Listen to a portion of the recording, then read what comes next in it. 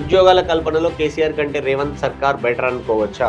Same thing ఇక్కడ కూడా రేవంత్ అధికారంలోకి వచ్చే ముందు నిరుద్యోగులు వన్ సైడ్గా సపోర్ట్ చేశారు.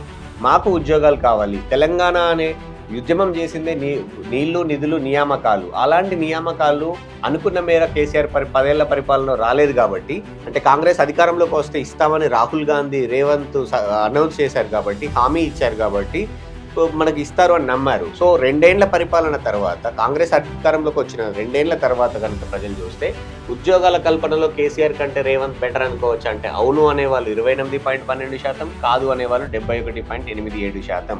అంటే నిరుద్యోగ యువత మెల్లిగా వ్యతిరేకంగా మారుతోంది, అసంతృప్తి మొదలైంది. వ్యతిరేకత రాలేదు. రేవంత్ సర్కార్ మీద నిరుద్యోగ యువతలో అసంతృప్తి మొదలైంది.